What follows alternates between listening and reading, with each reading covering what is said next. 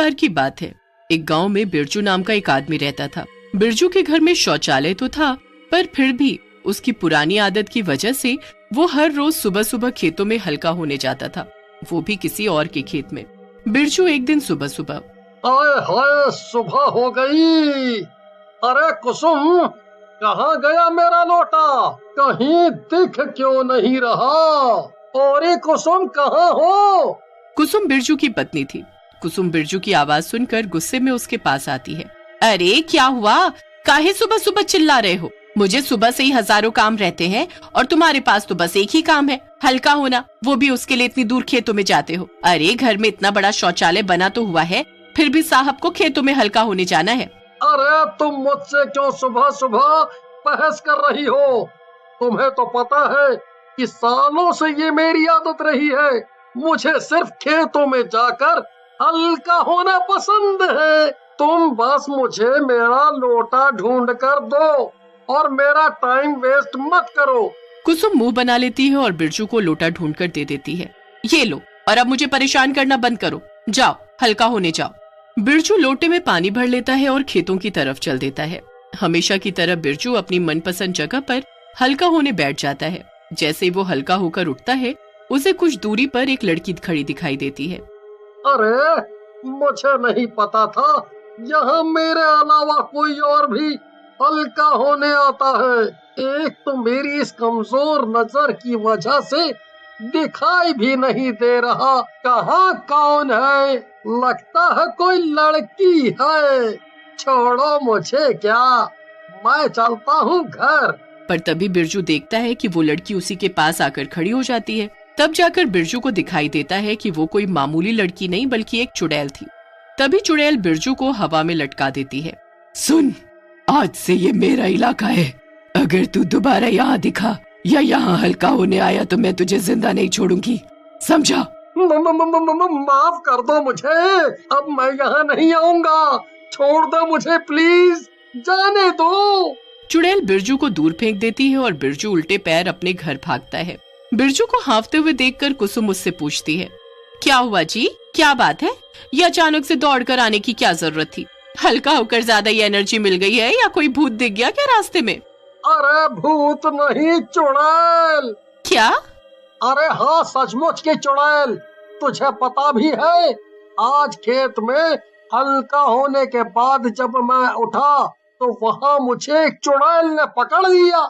हाय राम, फिर उस चुड़ैल ने मुझे हवा में लटका दिया और दूर पटक दिया, और ये भी कहा कि अगर मैं दोबारा वहाँ दिखा तो वो मुझे मार डालेगी। हे भगवान, तो अब वहाँ दोबारा मत जाना। अच्छा हुआ आज उसने छोड़ दिया, अब सिर्फ घर का शौचालय ही इस्तेमाल करना। पर बिरजू इतना बोलकर किसी गहरी सोच में पड़ जाता है। वो अगले 1-2 दिन तो खेत नहीं जाता, पर उसके बाद तीसरे दिन वो सोचने लगता है, अरे यार, ऐसे कैसे काम चलेगा? यहाँ इस घर में शौचालय में तो हल्का होने में मजा ही नहीं आता और पेट भी ठीक से साफ नहीं होता। कुछ तो करना पड़ेगा। मुझे तो मेरी मनपसंद हल्का होने की जगह की बड़ी याद आ रही है। एक काम करता हूँ, कल फिर से वहाँ चुपके से जाकर देखूंगा, क्या पता अब तक चुड़ैल चली गई हो। बिरजू यही सोचकर सो जाता है और अगले दिन सुबह सुबह जल्दी उठकर खेत जाने के लिए तैयार हो जाता है। अरे कहाँ चल दिए तुम लोटा लेकर सुबह सुबह? याद नहीं क्या कहा था उस चुड़ैल ने? भूल गए उसकी मार? अरे तू चुप कर और मुझे शुभ काम के लिए जाते वक्त टोक मत, वरना काम खराब ही होगा। बिरजू बिना कुसुम की पूरी बात सुने खेत की तरफ चल देता है और कुसुम बस पीछे से चिल्लाती रह जाती है। खेत में पहुंचकर पहले तो बिरजू इधर उधर देखता है कि कहीं चुड़ैल तो नहीं। आहा, लगता है जैसा मैंने सोचा था वैसा ही हुआ है। वो चुड़ैल चली गई है। चलो अब मैं हल्का हो लेता हूँ। पूरे 3 दिन बाद मुझे ये सुनहरा मौका मिला है। बिरजू वहीं खेत में बैठ जाता है और हल्का हो लेता है, पर जैसे ही वो उठता है चुड़ैल खेत में वापस आ जाती है। बदतमीज, तेरी इतनी हिम्मत, तू फिर से मेरे खेत में आया और यहाँ आकर हल्का हुआ। आज मैं तुझे जिंदा नहीं छोड़ूंगी। इतना कहकर चुड़ैल बिरजू को दौड़ा लेती है। बिरजू फिर से उल्टे पैर खेत से भागता हुआ अपने घर लौट आता है। अरे अरे, आ गए वापस? और फिर से वही हालत। मना किया था ना मैंने, मत जाओ। आज तो किस्मत अच्छी थी जो बच गए। चुप कर जा तू तो, सब तेरे अशुभ बोलने की वजह से हुआ है। और अब तो मैं इस चुड़ैल से पीछा छुड़ा कर ही रहूंगा। आखिर ये खेत उसका कैसे हो सकता है? वो खेत श्यामलाल का है। मैंने कल ही उसकी बीवी से पता किया था। श्यामलाल और उसकी बीवी भी उस चुड़ैल से परेशान है। उसने मुझे बताया कि यही कुछ एक हफ्ते पहले ही उनके खेत में एक चुड़ैल घुस आई और खेत को अपना बताने लगी। जो कोई भी खेत में जाता वो उसे मार मार कर भगा देती, यहाँ तक कि उसने श्यामलाल को भी अंदर नहीं घुसने दिया। मैं इस चुड़ैल का कुछ तो करके ही रहूंगा। जा रहा हूँ मैं श्यामलाल के घर। अब मैं और नहीं सहने वाला। इतना कहकर बिरजू आगे आगे चल देता है और कुसुम पीछे से चिल्लाती रह जाती है, अरे पर तुम उससे कहोगे क्या कि चुड़ैल तुम्हें उसके खेत में हल्का नहीं होने दे रही। बिरजू श्यामलाल के घर पहुंच जाता है और उससे मिलता है। अरे श्यामलाल, मैं कुसुम का पति बिरजू। तुमने मुझे पहचाना नहीं क्या? अरे नहीं नहीं, ऐसा नहीं है। आओ आओ बिरजू भाई, बहुत सुना है आपके बारे में। कहो कैसे आना हुआ? अरे भैया, मैंने कुसुम से सुना कि तुम्हारे खेत में कोई चुड़ैल घुस आई है। हाँ भाई, बड़ा परेशान हूँ। हाँ मैं भी। तुम क्यों परेशान हो बिरजू भैया? अरे वो अब अगर तुम मेरे गांव में ही रहते हो तो हुए ना तुम मेरे दोस्त। तो मेरा दोस्त परेशान तो मैं भी परेशान। पर भैया अब करना क्या है? कोई उपाय है क्या? अभी तक तो नहीं। ओहो, पर मेरे पास है। मेरे पास एक भूत भगाने वाला बढ़िया टोटका है जो मैंने अखबार में पढ़ा था। वो करने से जरूर चुड़ैल तुम्हारे खेत से भाग जाएगी। हाँ। अच्छा, तो जल्दी बताओ ना बिरजू भाई। इसके लिए हमें एक लाल रंग का कपड़ा चाहिए जिसके अंदर हमें कुछ लाल मिर्च, नींबू और माता रानी की एक फोटो रखनी होगी। बस फिर उस कपड़े के अंदर ये सब रख कर उसकी एक पोटली बनाकर उसे एक डंडे पे लटका कर जब हम चुड़ैल को उससे दौड़ाएंगे तो वो डर कर भाग जाएगी। हाँ। अच्छा, ऐसा क्या? फिर क्या था? श्यामलाल और बिरजू लाल रंग के कपड़े में सब सामान रखकर वैसी पोटली बनाते हैं और उसे एक डंडे से लटकाकर खेत की तरफ चल देते हैं। खेत पहुंचकर बिरजू, ठीक है श्यामलाल भैया, वो चुड़ैल यहीं कहीं होगी। चलो उसे ढूंढते हैं और उसे तुम्हारे खेत से डरा कर भगा देते हैं। अरे बिरजू भैया, मैं तुम्हारा ये एहसान कभी नहीं भूलूंगा। तुम मेरे खेत बचाने के लिए कितना कुछ कर रहे हो। धन्यवाद। अरे अरे, ये तो मेरा फर्ज है। चलो चलो अंदर चलकर चुड़ैल को ढूंढते हैं। दोनों लोग खेत में घुस जाते हैं और चुड़ैल को ढूंढने लगते हैं। तभी उन्हें चुड़ैल दिखाई देती है। श्यामलाल, वो रही चुड़ैल। जाओ अच्छा सबक सिखाओ इसको। श्यामलाल बिरजू की बात सुनकर चुड़ैल की तरफ डंडा लेकर चल देता है और चुड़ैल उसे देख लेती है। क्यों रे श्यामलाल, तुझे मैंने कहा था ना अब से ये खेत मेरा है, तो फिर यहाँ क्यों आ गया? चल निकल यहाँ से, अब भूल जा इस खेत को हमेशा हमेशा के लिए। तभी श्यामलाल चुड़ैल की तरफ बढ़ता है और उसके पास पहुंचकर उसे जोर जोर से डंडे से मारने लगता है।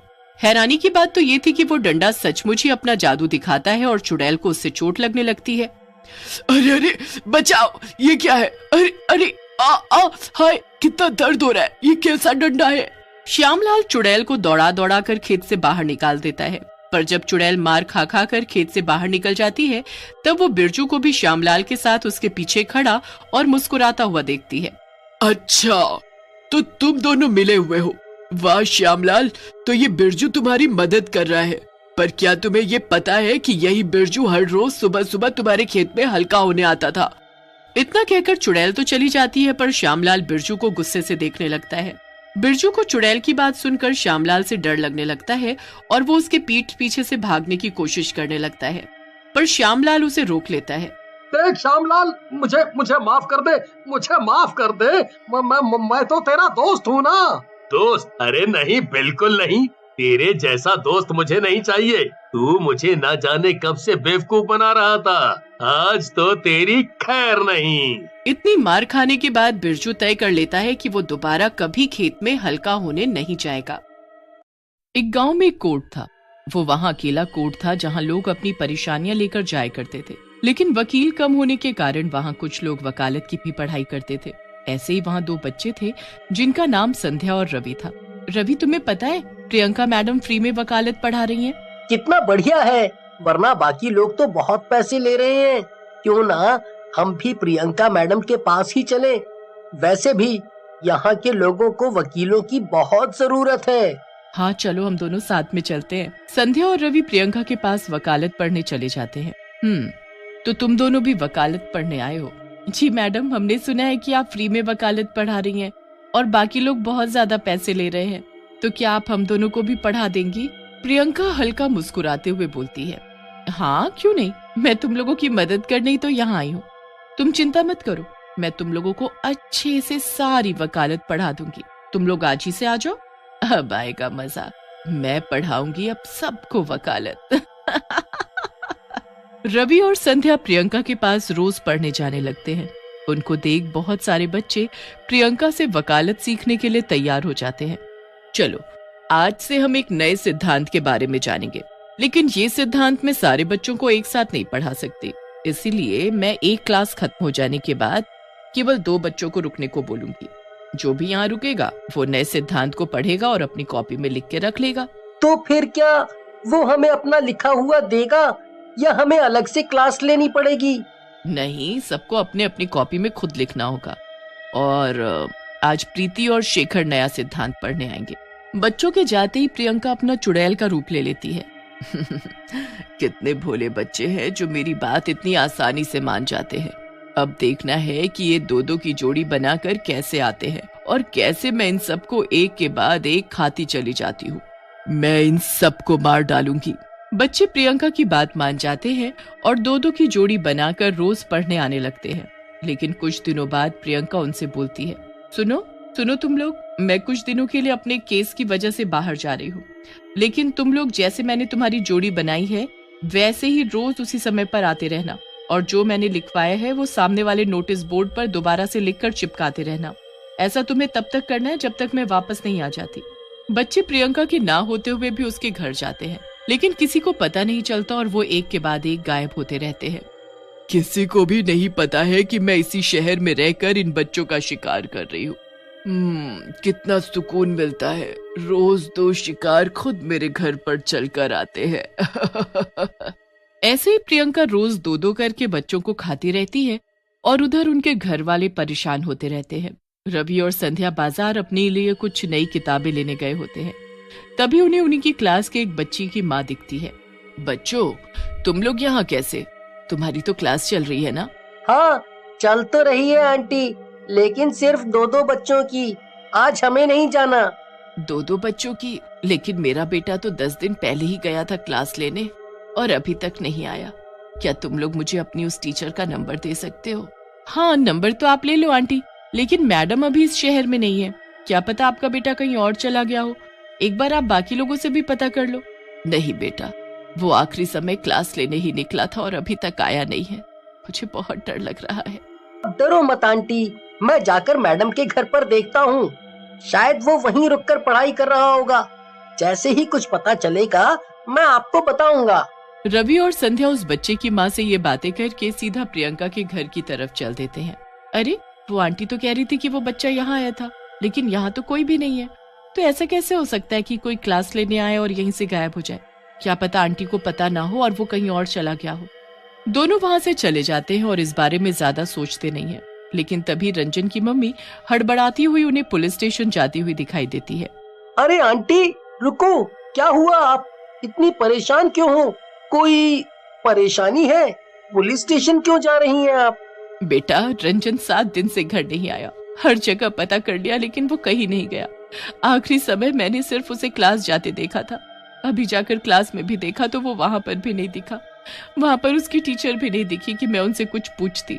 हाँ, वो हमारी मैडम अभी इस शहर में नहीं है, लेकिन जब से वो इस शहर से गई है तब से हमें ये दूसरी बार पता चल रहा है कि बच्चे घर नहीं। क्या ये किसी और के साथ भी हुआ है? मतलब कोई हमारे बच्चों को पकड़ तो नहीं रहा? मुझे जाने दो, पुलिस स्टेशन में जाकर देखना चाहती हूँ कि आखिर क्या हो रहा है। ठीक है आंटी, आप जाकर पुलिस को बताइए और हम जरा मैडम से बात कर लेते हैं। रवि प्रियंका को फोन लगाता है। पूरी घंटी बजने के बाद भी प्रियंका फोन नहीं उठाती। मुझे कुछ गड़बड़ लग रही है रवि, कहीं प्रियंका मैडम ही तो कुछ नहीं कर रही ना? तुम पागल हो, प्रियंका मैडम कितनी अच्छी हैं, वो हमें फ्री में पढ़ा रही हैं, वो हमारे साथ ऐसा क्यों करेंगी? कुछ भी मत सोचो। मैं सोच नहीं रही हूँ, मुझे जो लगा वो मैं बता रही हूँ। संध्या, मुझे लगता है कि हमें प्रियंका मैडम के घर जाकर रुककर वहाँ देखना होगा कि वहाँ ऐसा क्या हो रहा है जिसकी वजह से बच्चे घर नहीं जा पा रहे हैं। तुम भी क्या लोगों की बातों में आ रहे हो? तुम्हें तो पता है ना मैडम कितनी अच्छी है। दोनों अभी यही सब सोच रहे होते हैं और वहाँ प्रियंका एक और लड़के को मारकर खा रही होती है। मजा आ गया। बस ऐसे ही मुझे रोज दो लोग मिलते रहे तो शिकार करने का मतलब ही नहीं बनेगा। मैं ऐसे ही खा खा कर जिंदा रहूंगी और किसी को पता भी नहीं चलेगा। सब सोचेंगे कि मैं कितनी अच्छी हूँ। संध्या, मैं तुमसे एक बार और कहता हूँ, वरना मैं अकेला चला जाऊंगा। लोग गायब हो रहे हैं, इसका कुछ तो मतलब होगा, कोई तो कारण होगा ना। ठीक है बाबा, मैं चलती हूँ तुम्हारे साथ, लेकिन अगर कुछ नहीं निकला ना तो तुम खुद को कभी माफ नहीं कर पाओगे। संध्या और रवि प्रियंका के घर जाते हैं तो वो देखते हैं कि प्रियंका अपने असली रूप यानी चुड़ैल वाले रूप में किसी एक इंसान को मार रही है। अब वो दोनों बहुत डर जाते हैं। चल रवि, हमें यहाँ से जाना होगा, वरना वो हमें भी मार डालेगी। हम यहाँ से चलते हैं और फिर यहाँ कभी नहीं आएंगे। पागल हो गई है, मैं यहाँ से नहीं जाऊंगा। ये लोगों को मारती है और ना जाने कितनों को मार चुकी है। अगर हम आज यहाँ से भागकर चले गए तो ये फिर लोगों को मारेगी। रवि प्रियंका चुड़ैल के घर के पीछे जाता है और उसकी खिड़की से प्रियंका चुड़ैल को देखता है। उसको विश्वास नहीं हो रहा होता कि वो प्रियंका है। वो उसको फिर से एक बार रूप बदलते हुए देखना चाहता है। तभी प्रियंका चुड़ैल से फिर प्रियंका बन जाती है और वहाँ से निकल जाती है। मुझे समझ आ गया है, हमें क्या करना है, चलो यहाँ से। क्या समझ आ गया है? क्या करना चाहते हो मुझे भी बताओ। संध्या, चलो मैं बताता हूँ तुमको, चलो यहाँ से, मैं तुम्हें सब बता दूंगा। संध्या और रवि जल्दी से वहाँ से निकल जाते हैं। रवि, मुझे कुछ समझ में नहीं आ रहा है, तुम करना क्या चाहते हो? बस तुम इतना समझ लो, मैं जो भी करूँगा वो हम सब के लिए सही होगा। रवि उन बच्चों के पास जाता है जो आज प्रियंका के घर जाकर पढ़ने वाले होते हैं और उन्हें किसी तरह मना लेता है कि वो आज पढ़ने ना जाए। और फिर वो संध्या के पास जाता है और संध्या से बोलता है, सुनो संध्या, आज हम दोनों को पढ़ने जाना होगा। आज हम उन बच्चों को नहीं भेजेंगे। रवि, तुम पागल हो गए हो। हम अपनी जान खतरे में क्यों डालें जब हमें पता चल चुका है कि वो चुड़ैल है। संध्या उसकी बात मान जाती है और रवि के साथ चली जाती है। चुड़ैल जब उनको देखती है तो सोचती है, अरे आज ये दोनों यहाँ कैसे? मुझे अच्छे से याद है इनकी बारी तो अभी नहीं आई थी। खैर, मुझे क्या, मेरा भोजन तो आ गया, मैं अब इन दोनों को भी नहीं छोड़ूंगी। चुड़ैल प्रियंका का रूप लेकर उन दोनों के पास जाती है। अरे बच्चों, तुम दोनों आज यहाँ कैसे? वो सब छोड़ो और ये बताओ तुम यहाँ कैसे? मैं तो आज ही लौटी हूँ। क्यों, क्या हुआ? जैसे ही प्रियंका रवि के पास बढ़ती है, रवि उसकी आंखों में मिर्च डाल देता है। मिर्च डालते ही प्रियंका गुस्से में चुड़ैल बन जाती है। ये क्या होशियारी दिखा रहे हो मुझे? तुम लोग ये मत सोचना कि मैं कुछ नहीं कर पाऊंगी। रुको, तुम दोनों को अपनी जान से आज हाथ धोना पड़ेगा। इससे पहले कि चुड़ैल कुछ कर पाती, रवि अपने बैग से तेजाब की बोतल निकालकर उस पर फेंक देता है। अरे नहीं, मेरा चेहरा जल रहा है। अरे कोई बचाओ मुझे। ये तुझे तब सोचना चाहिए था जब तू दूसरे लोगों को मार रही थी। उन्हें कितना दर्द हुआ होगा, ये तूने कभी सोचा ही नहीं। हम तो तुझे नेक इंसान मानते थे, कितनी इज्जत करते थे तेरी हम सब बच्चे, पर हमें क्या पता था कि तू ही आस्तीन का सांप है। यही वकालत पड़ी है तूने। आज तेरा फैसला मैं करूंगा। तू वकील है ना, तो आज मैं तेरा जज हूँ। संध्या, भागो यहाँ से, मैं इसको जला कर आता हूँ। नहीं, मैं तुम्हारे साथ ही जाऊंगी। संध्या वहीं खड़ी हो जाती है। रवि उस पर माचिस जलाकर फेंक देता है, जिससे चुड़ैल जलकर राख हो जाती है।